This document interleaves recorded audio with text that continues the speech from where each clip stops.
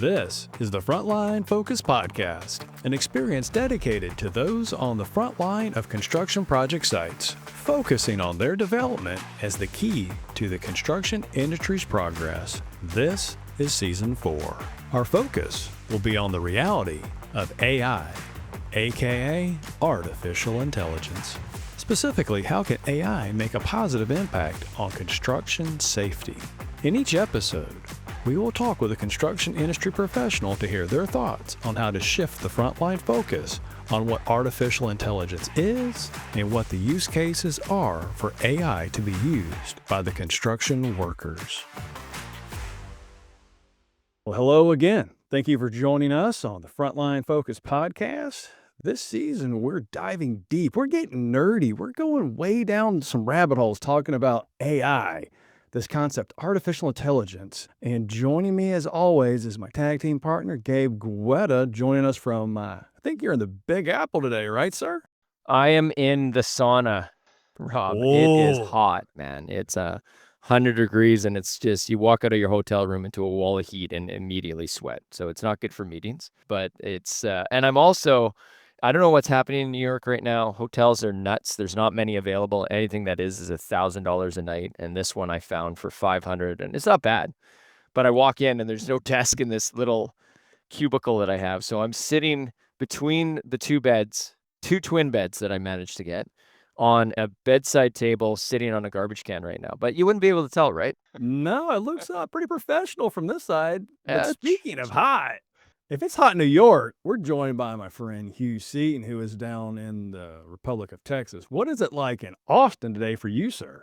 Yeah, we missed the heat dome, but 100 degrees is March for us. So, yeah, okay. yeah, right, yeah. No, I can't complain, right? That's Well, all right. It's all right. You're from Canada where you're like, I didn't sign up for this at all. I didn't sign. Well, Toronto's pretty crazy, but I come from Vancouver, and Vancouver doesn't get this. This is just the humidity, I think, is the big one. But And big radiating buildings right next to you doesn't help. Exactly. It just absorbs the heat and radiates. But yeah, it's a beautiful day when you're inside the air-conditioned rooms. You gotta love that. Speaking of beautiful, beautiful is this promise, this reality of what we're talking about today. Artificial intelligence, which, guys, I gotta be honest, the last 6-7 weeks of being on the road, starting to present about AI at construction events, it is a very polarizing topic, I gotta tell you. And I've purely been in the swim lane of safety professionals, and I gotta tell you, it's cut and dry. It's either, yeah, I'm trying that and I'm doing some cool things, or it is complete apocalypse. It scares me. I don't know what this is. This AI, what? And that's kind of why we're talking today, right? Hugh, you've been an expert in this realm of technology for construction for a long time. And you were one of the first people I want to reach out to and say, hey, how do we help kind of put the pin back in the grenade, so to speak, on this AI? And how do we calm some people down and talk about fears of what is AI and will it replace me? Or more importantly, how do you learn how to use this tool? Because a lot of people, Hugh, I don't think have realized AI's here. It's already been here. It's kind of probably using you more than you using it. And how can you help us share some nuggets with people about what is AI and how to use it, man? Yeah. Well, I'll start by deflating it a little bit. I think we're in at least two different worlds, which isn't unusual for software, but it's pretty extreme here, where you've got the folks who are seeking investment, whether it's multi-billions in the case of the ChatGPT, OpenAI folks, or less than that for startups and so on, who are talking about it as if it's superhuman. And, calculators are superhuman, if you look at it in a narrow way, right? I think that it's important for people to remember that AI is software. It's not a digital human. It's not a digital brain. We hear things like neural networks and we assume that it's it's not. So it's software that does some interesting things because it learns from data as opposed to needing every line to be coded, which is what kind of classic software does. And that lets it handle a messier world. You can show it handwriting. It can do something that normal software couldn't. But before we get wound up about the Terminator stories or the AGI, there's a whole thing out there, artificial general intelligence, which no one can seem to define. And the definition moves around depending on what you're trying to get done today. Before you worry about that too much, just the main thing that most people need to think about is AI can handle a messy world in a way that classic software can't. And that's a lot of why we use it. So people don't have to make their forms perfect for AI to work, which is true for other software and is true for even for earlier versions of AI. It has been around a while. If anytime you're talking to a Siri, that's AI. Depending on how you want to define it, it's been even earlier than that. So there's a version of it, deep learning, that's been around for a decade in normal software. You see it all over the place. And again, when you see it in other software, it's usually baked in and you didn't even know necessarily that it was AI, but you found that it was better able to handle some messiness and inputs that weren't perfect, whether it's facial recognition, recognizing something on a job site, some of the things that we see in the safety world, for example, where machines through a camera that maybe is already there or whatever it might be, is able to look at the world and make some sense of it. You need AI to be able to do that. You can never write enough lines of code for it to know what it's looking at. You have to have shown it a bunch of things, trained it on what it's looking at, and say that's what this means. So that's sort of, I wouldn't call it AI 1.0, but it's the AI from the last 7 or 8 years. More recently, we have the chatbots, which are what freak people out because it sounds like it's speaking in English, and you're like, wow, that sounds awfully intelligent until you read what it wrote or read what it gave you, and you're like, okay, maybe intelligent's not the right word. It's it's buttoned up and it's well formatted, but often what comes back is pretty limited. So anyway, just to summarize that little spiel there is let's back it off a little bit and realize we're talking about a new kind of software that does cool things, has limits that we're going to cover today and we couldn't cover all of today no matter how long we talked. It's not as good as the people seeking funding imply it is, and it's nowhere near as scary as people seem to think it is. It's best to say this is software that can do cool stuff, that can do useful things, but you need to be aware of its limits. And those aren't so hard to figure out. And a lot of it that, actually in the kind of pregame Gabe was talking about, and we'll get to in a sec, is think of it as an input. Think of it as an assistant. Think of it as a junior person who you wouldn't trust to be the final word, but isn't a bad input to your own thinking. And the more you think like that, the more you say, I'm going to have AI do 5 things for me and sum them up and give it, you'll get better quality that way. So thinking of it as an input, and even an input you can kind of string together, but you're ultimately applying the judgment. You're the one who's calling BS. You're saying, wait, what? Because if you don't do that, you wind up getting in trouble. And there's actually, not to get into this too much, but there've been like lawsuits and a couple of lawyers have gotten in trouble for not doing that. So the danger is more that people trust it more than they should, than that it's going to take over or take anyone's job. And in fact, what's fun, there have been in the last month and even longer than that, examples of people who let folks go because they thought AI could do it. And they're like, oh my God, we got to hire people back. So you're starting to see, and it was in customer service where it really happened a lot. There's a company, I believe, out of the Nordics who fired like 700 people in their customer success or customer service. And they had to hire a bunch of them back because they overestimated how good they were. And, Elon Musk did this 2 years ago when he tried to over automate the Tesla version 3 or Model 3. He over automated and he lost an entire summer of production because he's like, wait a minute, we got to have humans back in here. So I think you're seeing that. You're seeing a little bit of it looked really cool in a demo, and then we looked at it in production. We're like, oh, hang on a minute. It's not everything we thought it was. And that's a good thing for us to keep in mind also is that AI gives amazing demos.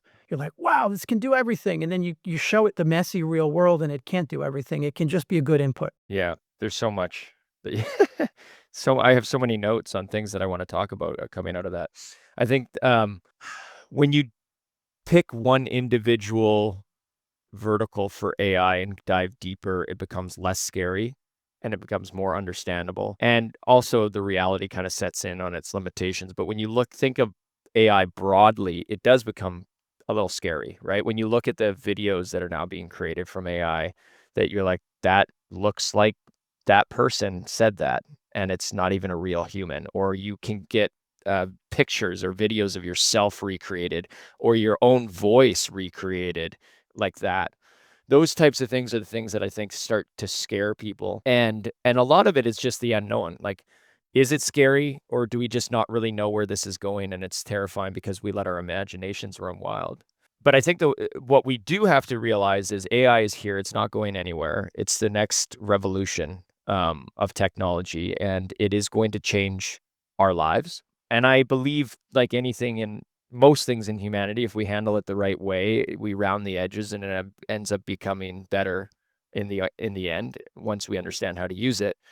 And people that are scared about obvious things like, hey, is my job going to be replaced? Am I going to be needed?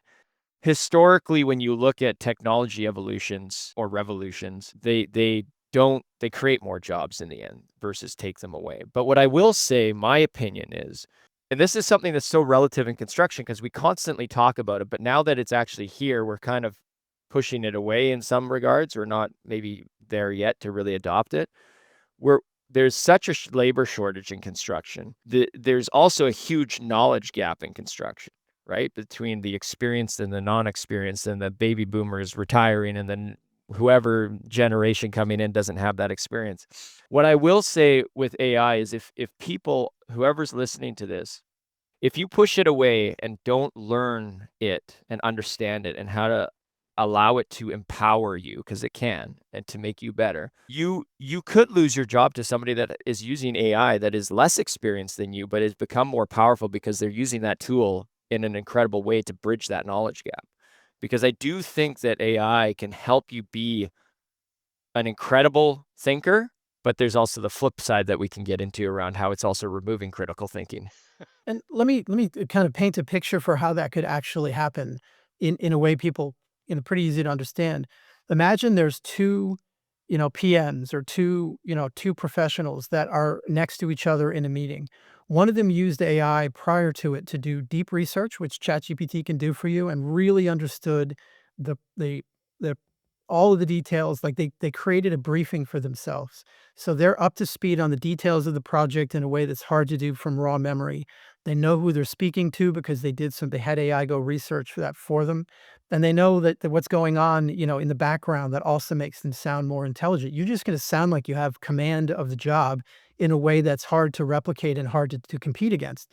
One of the things that as I talk to people about AI, often what comes up a lot is how human and social construction is, because you're making decisions under uncertainty, and often you need to trust that your counterparty is going to do what they say and that they're going to be where they say they're going to be. And the best way to do that is the way they sound. Is do they sound confident? Not best way, but the way people rely on is, do they sound confident? So how confident you sound and how in command of things you sound is an important part of being on a job site and being part of really any project, but it's really acute in construction. And AI can allow you to do some of the things, some of the homework you wish you could do, but you just don't have time for. So being able to walk into a meeting or walk into a project way better briefed. You still have to look at the briefing. You still have to kind of distill it through your own thinking. And that's the point I think, Gabe, you're hinting at. But it can prepare you way better than you would be able to do by shuffling through your own notes. And that's just one easy example. Some of the other ones are going to be harder to really explain in a short period, but just the fact that you can be more confident and quickly up to speed before a briefing is a really fast way that you can use AI to just outcompete other people. Yeah, I agree. I think that if you, so I know one of the things that people, when they listen, they want to come out with some concrete examples and learnings. And I think I'll give an example of something that I experienced recently, because I'm going to more and more, as you are, Hugh, AI conversations. And I feel like personally, every single time I go to an event or a conference about AI, I always go in thinking, it's going to be the same old AI talk. And a lot of it is. A lot of it, it's like just kind of bland, and it's kind of blurs together. But then every time there's somebody that says something that I'm just like, this is changing the way that I thought I understood AI to be and the opportunity that it has in front of it. So I was preparing for a presentation that I'm giving in August at the AGC.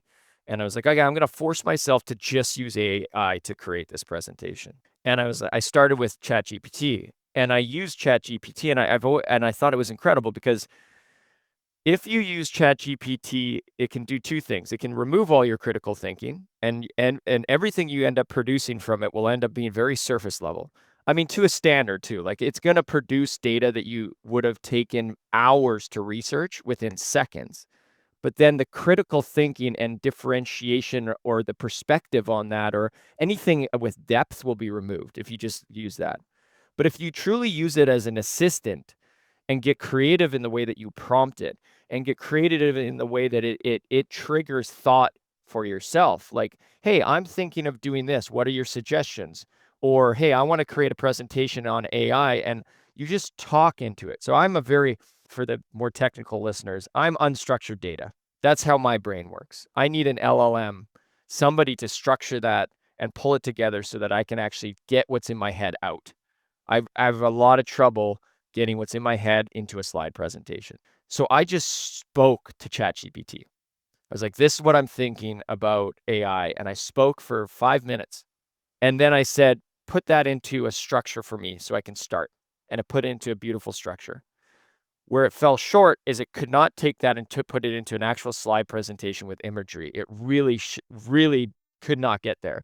And so then what I did is I said, okay, that's fine. There's the limitations. Give me a structure for my slide presentation with visual prompts of what you think it should look like to get my message across so I can take it to a vertical specific AI tool that does slide presentations.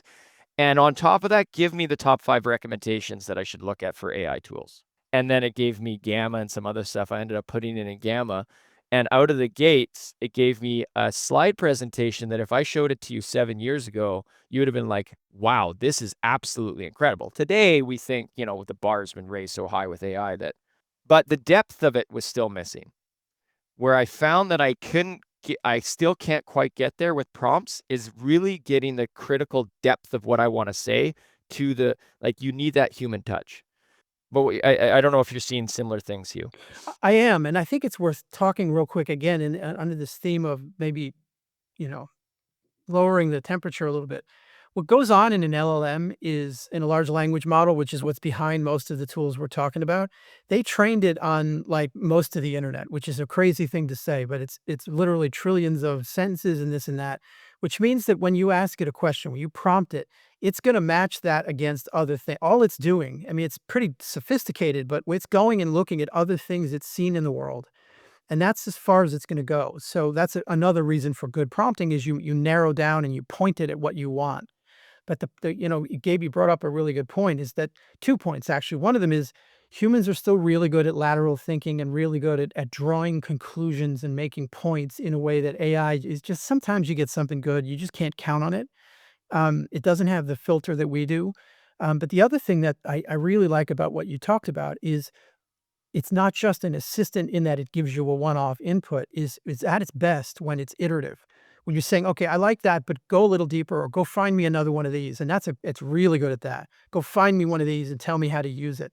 The other cool thing to sidebar a little is the degree to which you can use AI to click by click tell you how to do things that you don't really want to learn. You just want to get done once and move on with your life. We had a guy out of a sheet metal. I do some work with SmackDown. We had a guy out of who runs a team of like 40 PMs at a sheet metal company, and one of them said, "Hey, our timesheet, it's huge because there's 40 of us and there's all these hours and so on. It's really hard to know what cell I'm looking at. As small as an issue as this sounds, it was a blocker for them. It was a pain in the neck. The guy's like, hey, could you make it so that the row and column light up when I'm clicking on a cell? Kind of cool. You'd never pay someone to do that. This guy who doesn't know what Visual Basic means goes and asks ChatGPT. It gives him 3 options. One of them is that. This guy says, I'm going to try. So it not only told him where to go, what to turn on, which is developer mode, and then what to click, gave him the code. He popped the code in, and it didn't work perfectly at first. It debugged it for him as well. He told him what went wrong. It said, oh, I forgot, go do this. So by going back and forth with a tool, he was able to do something he could never do before. At no point was it able to tell him what to do. It was only able to tell him how to do it at the level he needed. So it's important to remember that his experience helped him to know how to do what to do and to tweak it so that it worked right for his team. But the assistant kind of role that AI played was great because he never would have done that. And maybe they would have paid someone $1,500 to go do that, which would have been crazy. Took him a half an hour. And now they've got a tool. And I think when you look at one of the ways, there's a few that I think AI has a real possibility of helping people. We've just talked about 2. Gave your point about structuring thinking. You're like the 5th person I know who said a similar thing where I've got ideas, but I don't write presentations for a living. So it's hard for me sometimes to line them up so that they AI is great at that. So I know a lot of people. And if you think about a lot of folks in construction are fantastic at 3D thinking and solving problems when there's stuff involved, but they're not always great at lining up some of their thinking. So they don't always talk about it. They don't always talk about the kind of higher level ideas they might have. And I find that a lot of people are using, whether it's ChatGPT or something like that, to help them to just spit back to them what they said in maybe a better order or better organization, which, again, an assistant might help you with. And the second one is using other software. So, man, I don't know how to use this, and I'm not going to their website and searching through. Most places have terrible document. Let me rephrase. Most software has documentation written by engineers as if it was for engineers. So it's all in there, but it's like my head hurts. And I found it's really good at saying, click on this. And sometimes it's wrong and you tell it, oh yeah, I forgot, I have to update and go look. That happens all the time. But you can do things. I just built a website with Squarespace, you know, as that always happens with Squarespace and other tools. It seems easy until you try to really do it. And then there's little things you don't know how to do.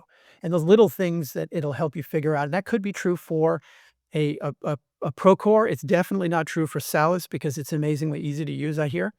Couldn't help myself. Of But the course. point is, as this assistant role, some concrete things is, you're right, structuring thinking and helping you to use tools that there's more under the hood than you really want to figure out yourself, but let's go see if we can use it.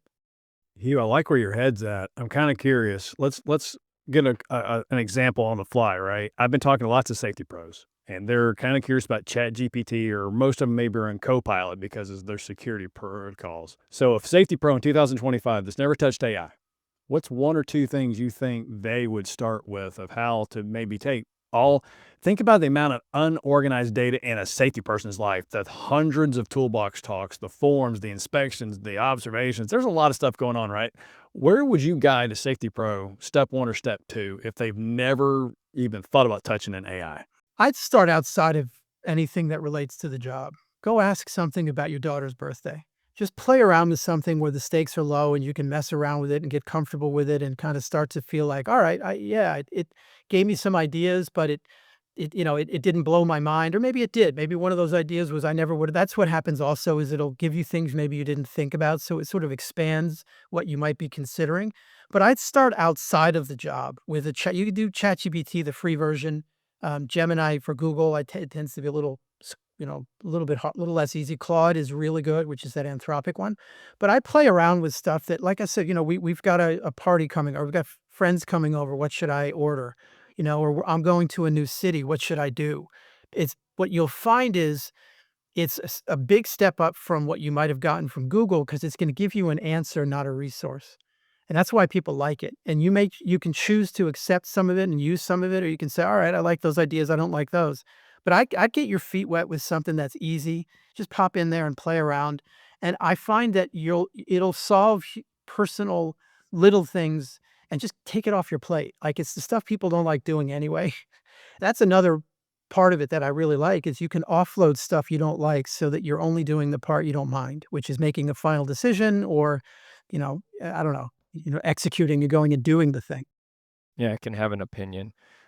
So to kind of go into that a little bit as well, Rob, I would start, like he was saying, the basic stuff. So one thing I found is, like you said at the beginning, a calculator is superhuman, right? Let's not be scared of some of this stuff. A calculator is incredibly powerful for in the moment assessments, where you need to have some missing equation that you need to get without spending an hour running a whole spreadsheet. So one of the things I started to use is in Gemini. I'm terrible at using Excel or sheets. Like, I can't build them.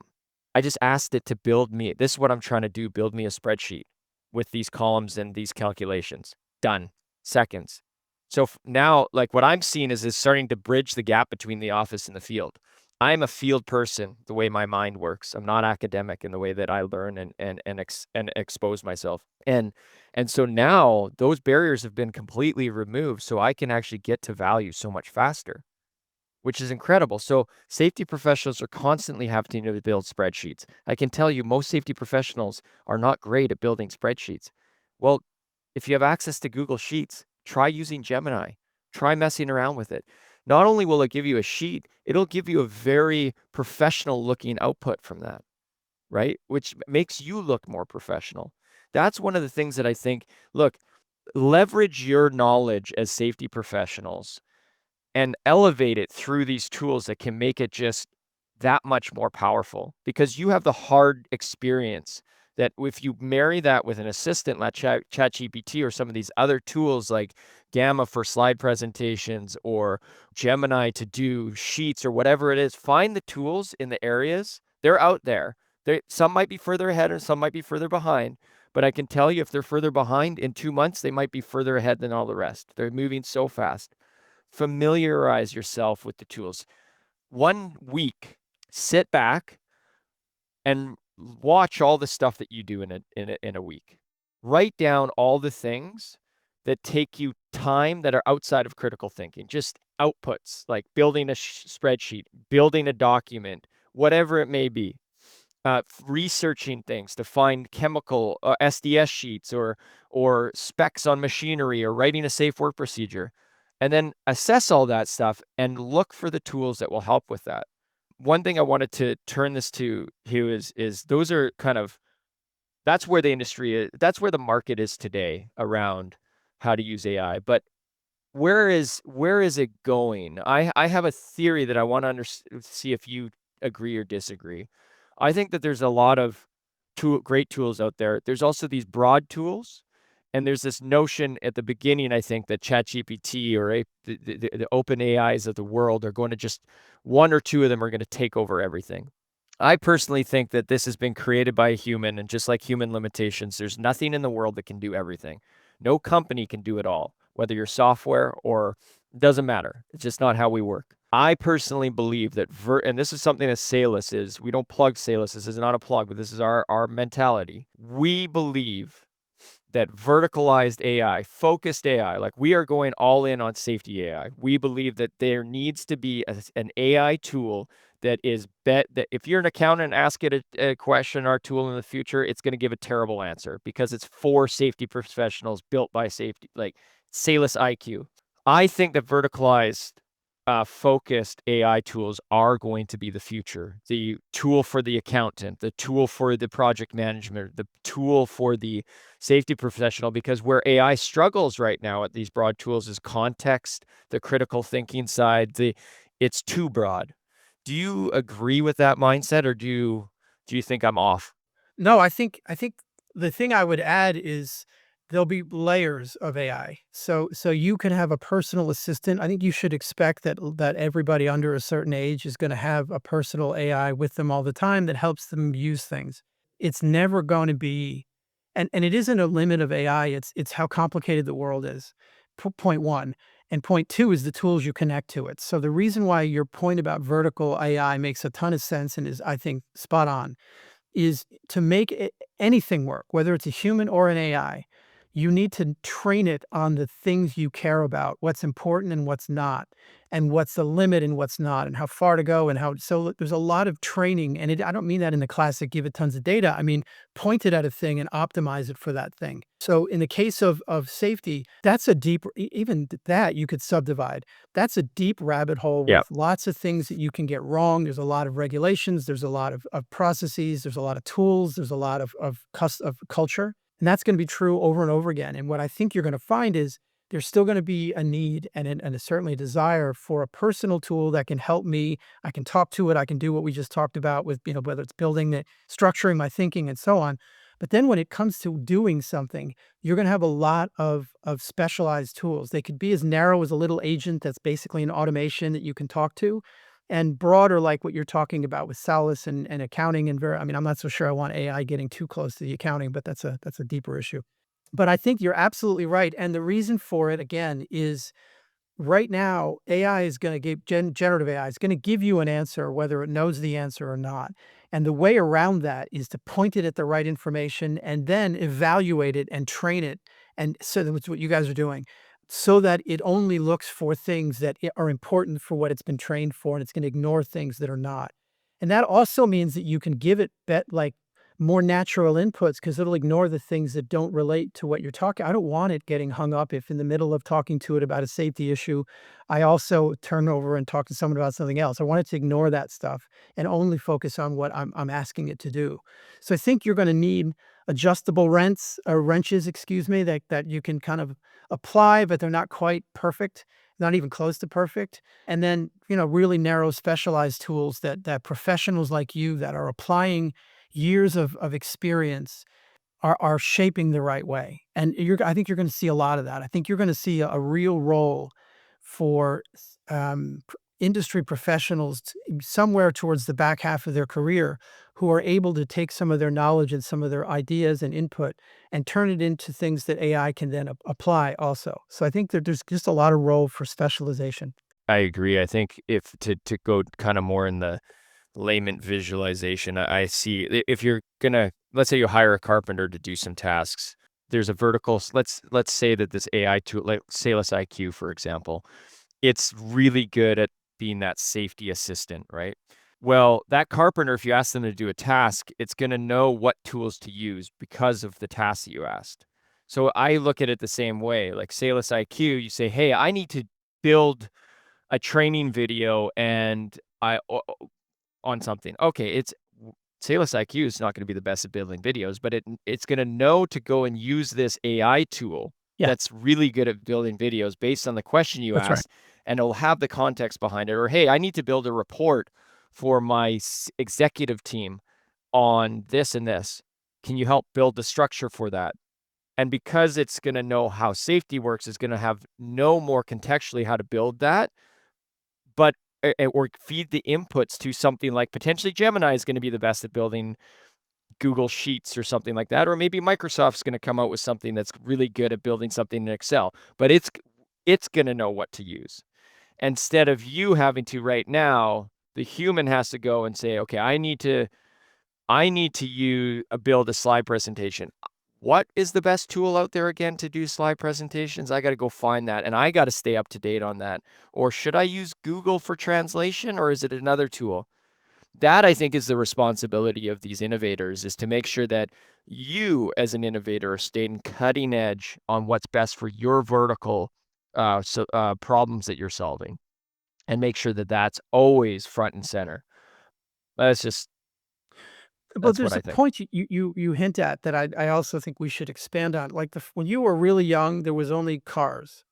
Then you got a little bit older and you realize, oh, there's types of cars. And then as you got older, depending on how much you really like cars, you had more and more little categories and not so little categories of automobile. And that's true for AI too. For people that are new to it, it's one big dark cloud of uncertainty and fear. But actually, as you get into it, you'll see that there's types of AI, there's levels of it. Some are better, some are worse.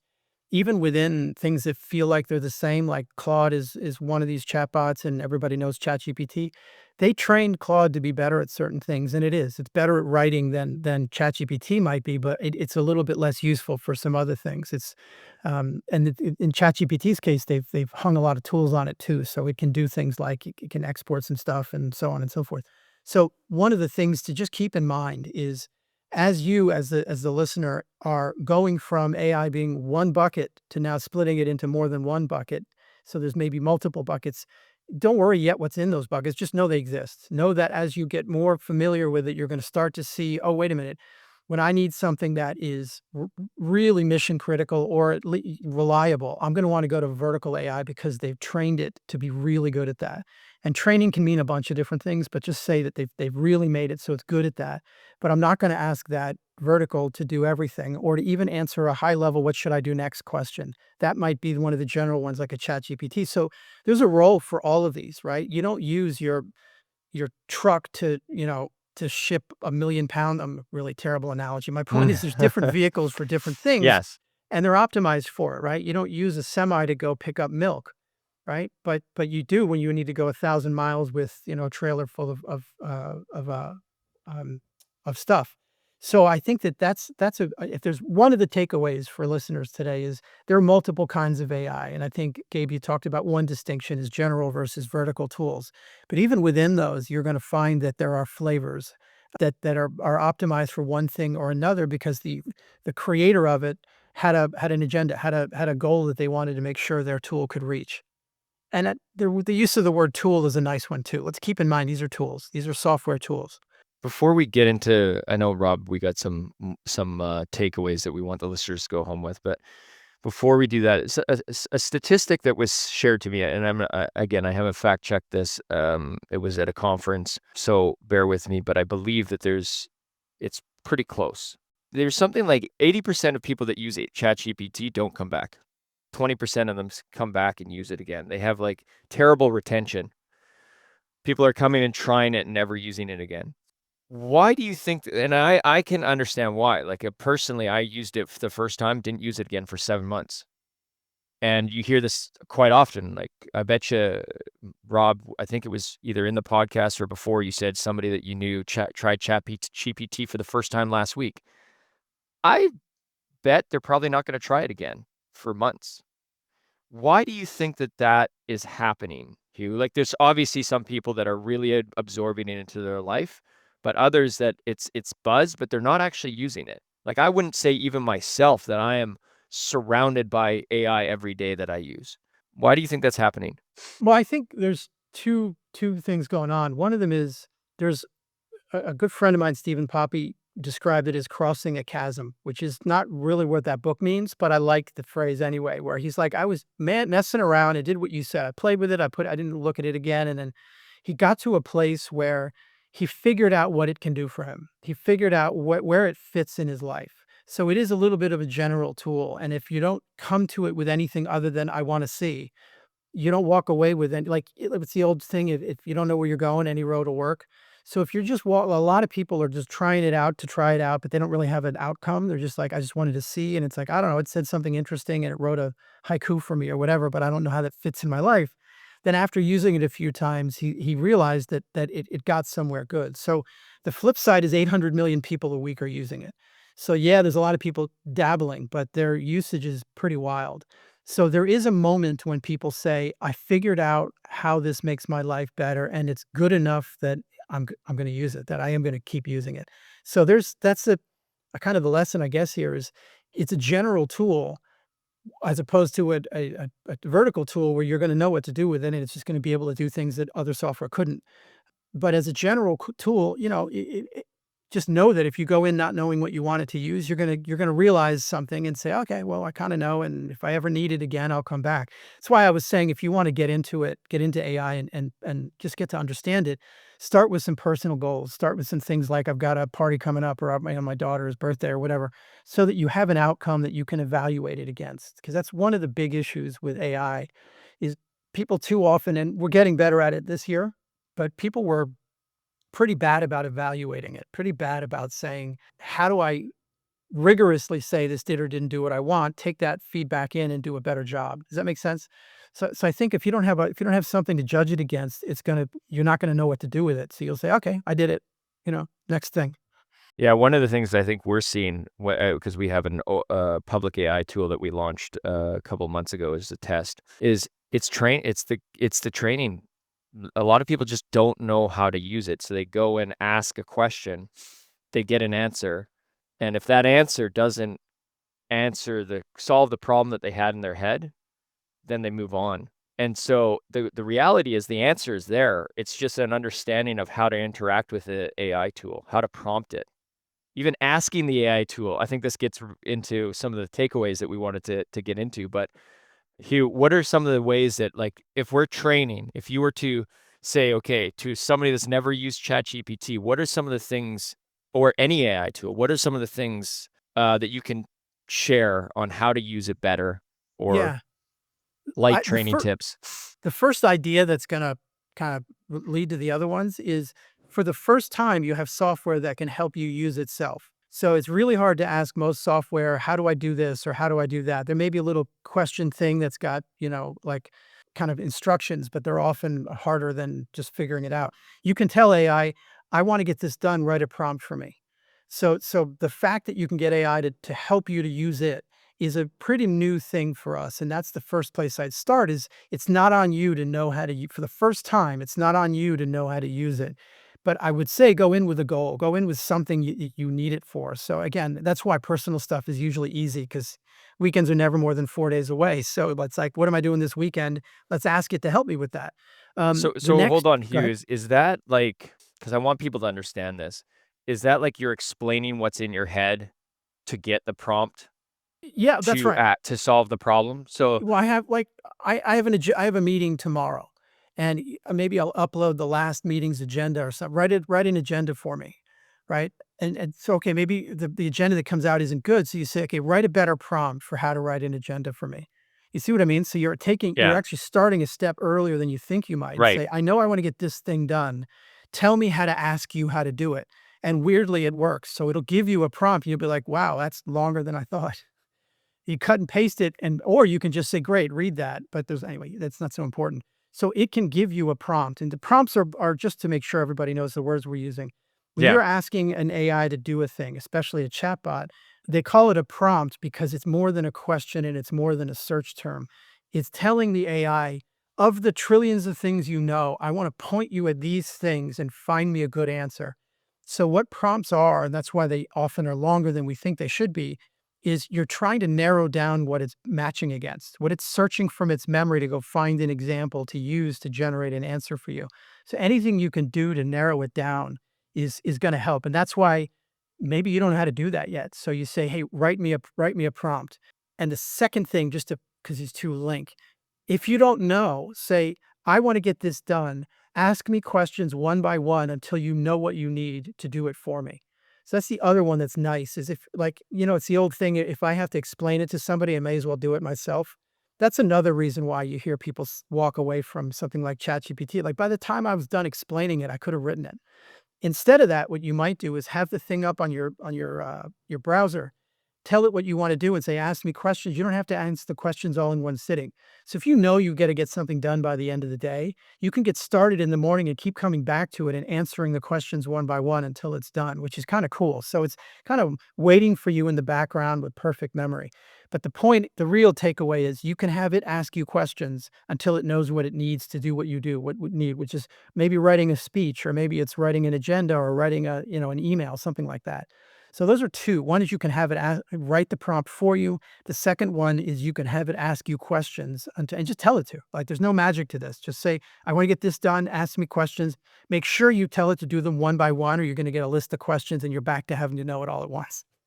So That's say, "Ask me interesting. I questions never one by one," and yeah. I'm learning again. I never thought of asking it to ask me questions. That's an interesting way of flipping it around.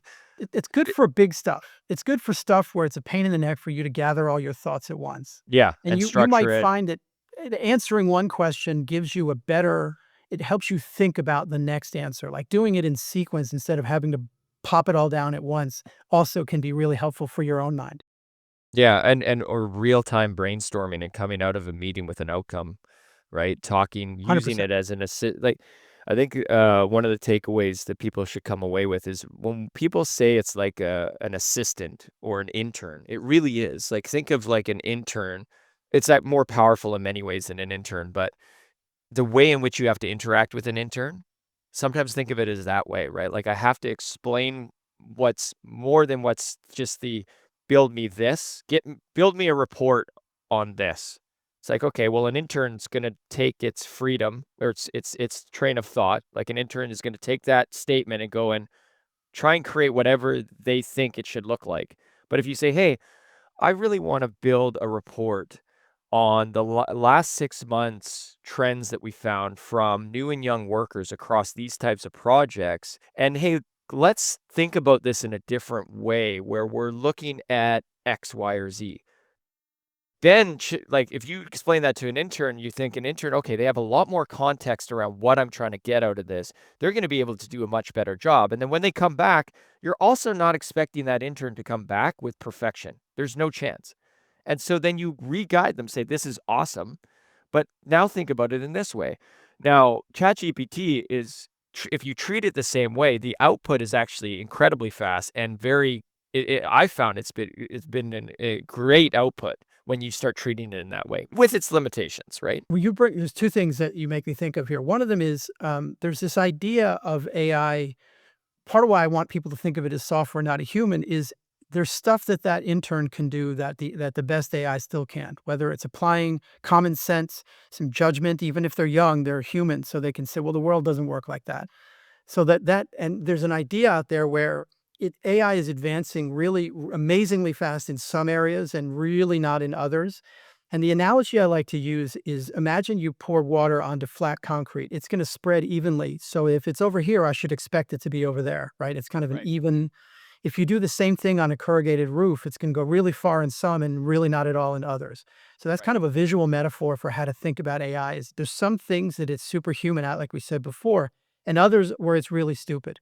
And what we should be doing is saying, I want to really accentuate the things that it's superhuman at, and be careful and not even use it for the things that it's subhuman at, because that's you don't hear the word subhuman when it comes to AI enough, and I think we need to keep introduce that the idea that it's subhuman at a lot of things still. The second Yeah, thing, and learn the limitations. Take the time to understand what those limitations are yeah, yourself, right? yeah, Because it's yeah, just like a- and ask people. Like yeah, just now talking about Salah's IQ, you were pretty clear that there's things we didn't make it for. It's not good at those things. All right, it's not going to do your taxes. It's not going to give you marriage advice. Right? I'm not sure you want AI to give you marriage advice anyway, but you get my point. Like knowing the limits is your job as a user to say to the person providing it to you, what's this good for and what should I look out for? The serious people will be honest with you about that and say, well, we didn't make it to do this. So really focus it on this. And we want you to prompt it like that, not like, don't yes, give it a general question. yeah, and get trained. Go get go get trained on how to use AI. Get certified. There's a lot of power that can come out of this, but it's just like anything else. You got to learn it, understand it. Yeah. One other thing I want to interject in terms of takeaways, you can also find that one of the things AI is superhuman at is talking. It's not just me. So that it'll give you more content than you want. So be careful as you start to use it. One of the things that'll turn people off is there's a function in there called deep research, which is really amazing, but it's going to give you 15 to 25 pages, which is like, okay, I've swapped one problem for another. You can tell it, give me 2 paragraphs. So Yeah. one of the things to keep in mind is tell it what you want the output to be. I want an executive summary. I want a bulleted list. I don't want a table. I want a whatever. And it sounds like a minor thing, but it really can be a big deal when you wind up asking it 5 questions and each of them were 10 to 15 questions or 10 to 15 pages of answer. Like, what am I doing with that? Like, I've got another job. So keeping in mind that it's going to give you an answer, it's going to overplease you. It's going to try to give you more than you want, and that's actually not helpful. So again, a good rule of thumb is to tell it what to give you. I like that. Hugh, one go home question for you. Again, I'm going to direct this at our safety professionals listening. You had mentioned a little bit about this citing source. And when we're talking about safety with regulations and codes and all this stuff between Canada and the United States versus the world, can you explain a little bit for the safety pros or even the construction pros? When we say turn on the citing feature in an AI, what does that mean? Well, there's a couple things. It's not a feature so much as something you tell it to do. And there's a couple ways to do that. One of them is, I mean, let me rephrase. There are definitely tools that have the sources right there for you. We have one that we use for specifications where right under the answer you can click and see where it got it. And a lot of the vertical tools that Gabe was talking about do that because of course they do. But if you're just asking ChatGPT, at the end, say, make a list of every source and give me the other thing you can do is, especially if it's kind of a big thing, list out every fact that you mentioned with the source and give me the link to it if you want. It's really how deep you want to go. So you can tell it to do that. There's 2 reasons for that. One of them, actually, it often means it will make less up. If you make it cite something, its own thinking changes a little bit. So that's a good idea anyway. But again, also, if you've got verifiable facts in there that it's pulled out for you, you don't have to read everything with a highlighter and figure out what it said. If you make it pull it out for you, it's just a lot easier. And again, you can tell it to give you links so you can click through and go see where it got it from. Nice, man. I It's a appreciate good that. practice. I think it's good for all construction pros, but definitely when we're talking safety, because if we're talking about a fall protection issue versus heat illness versus cranes, well, wait, was that an OSHA regulation or was that an ANSI standard or was that research by the CRSA? There's a lot of places to find information, and I'm only talking about the United States. Gabe, different people up in Canada, different companies. There's a whole different regs up there that don't apply across borders. Agreed. Yeah. There's a lot of stuff we have to manage every day in our head that these tools can help help And help solve faster. just like an assistant, you might say after it gives you an answer, can you double check to make sure this is the absolute most current? Like I said, a junior person might have found an answer that wasn't the final answer. It was just something that was true 3 years ago, and it might not be that current. So especially when it really is critical, like it would be for safety or quality or some other things, it's a good idea to make it go back and double check. And you'll find that it's really good at checking things, so often better than it is at the first pass. Man, that's an awesome mic drop right there. Have the AI double check it. It's kind of like, Gabe, what did carpenters say back in the day? You would measure twice to cut once. 3 times. No, we're not talking about rework. No rework. Oh, yeah. Maybe that was just me. Oh, man. Well, Hugh, thank you so much for spending some time with us today. That's about all we've got for this session. We could go more. Maybe we'll have to and come back to you. But thank you for sharing your knowledge about what is AI, how it can help the construction industry. And please keep doing the awesome work that you're doing, man. Thanks for having me. It's been an honor. Gabe, as always, thank you, sir, for being here. Thank you for helping us kind of guide this way on this new AI for the construction industry. Appreciate you on these conversations, sir. It's a great conversation. Looking forward to many more. Absolutely. Well, thank you, Hugh, again for joining us today. Appreciate your thoughts, your stories. That's all the time we have for this episode. Thank you for listening to this episode of the Frontline Focus podcast powered by Salus. If you enjoyed this episode, then please subscribe to our show on Apple Podcast or Spotify. Or better yet, leave us a comment on social media for us to hear your thoughts about this conversation around artificial intelligence for construction. Until next time, keep moving safety forward.